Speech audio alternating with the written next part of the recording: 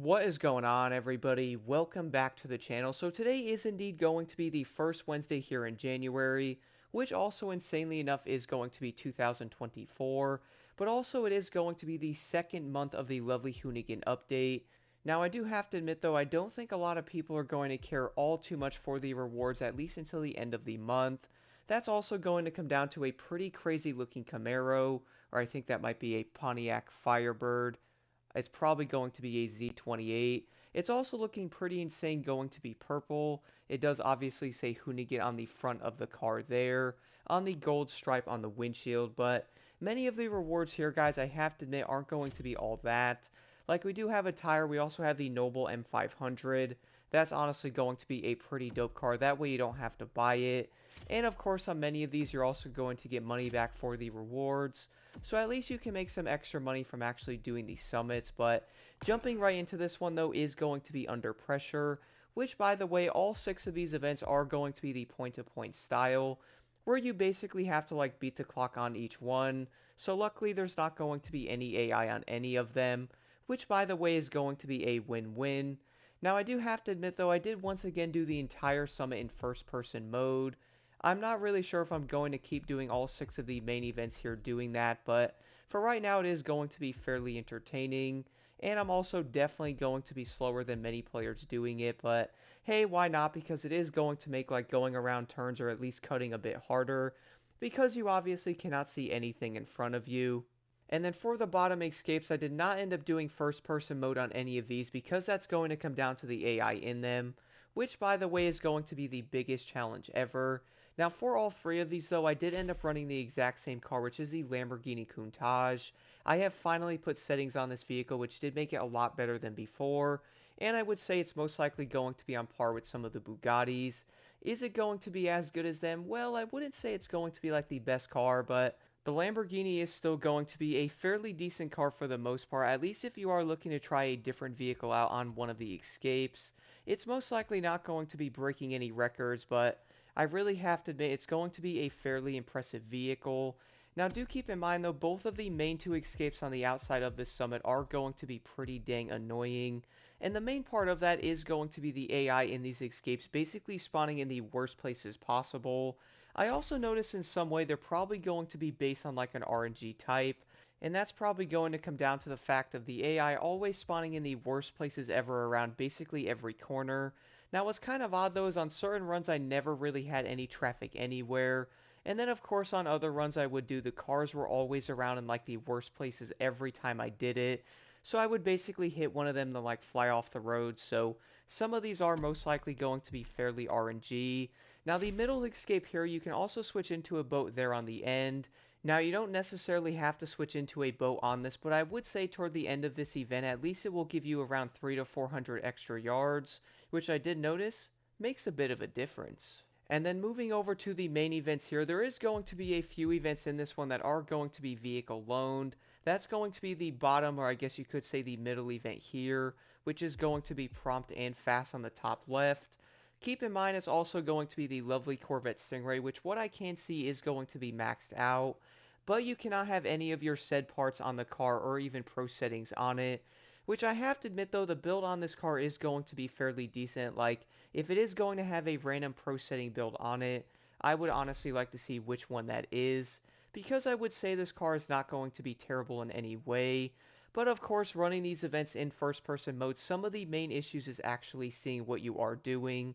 So I would say it's probably going to make them fairly more difficult than they should be. But the big thing here, guys, is be careful when you actually use your nitrous, because you will indeed need it.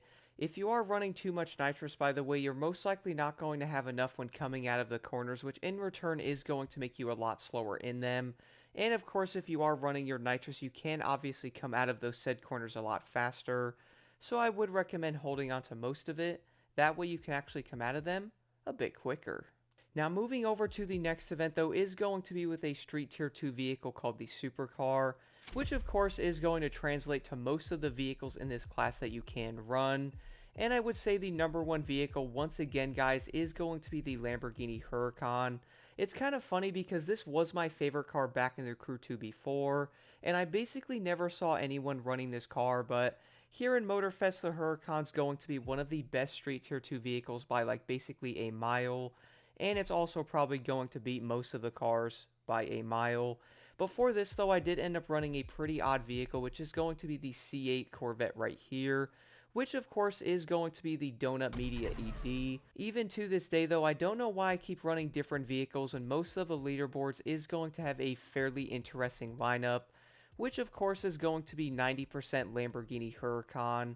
It might end up being like 98% when moving this around, but I would recommend trying out different cars on these summits. Now, I do know a lot of players want like the highest score they can get, so I would say running something like a Huracan probably is the best option. For this event though, you are going to want to be careful around the corners once again, and on the straightaways though, definitely push your car to the limits and try to go as fast as possible. And then moving over to the next event, though, is going to be with the Mercedes-Benz SLR McLaren 722 edition, which for some odd reason does keep getting taken out of basically every single racing game ever. Before this one, though, I would say is probably going to be a fairly frustrating event, and that's most likely going to come down to the amount of cuts in this race, which for me on this event, though, I did actually decide not to do any of them, which I would say by doing the cuts are most likely going to be around 20 seconds faster, basically easily doing them. Whether that's going to be cutting most of the tracks or like doing the back on track thing, which I do honestly try to avoid doing most of these in the summits, and I pretty much race the set event pretty much as it is intended to be like that. But keep in mind, by the way, if you are trying to do a first person mode on this event, it is going to make the entire event most likely around 10 times more difficult. And on top of that, if you are looking to cut some of the corners, you cannot see a thing when going through the bushes. And then moving over to the next event is going to be a USA type of supercar race, which of course does mean you most likely have to use a vehicle based in the USA.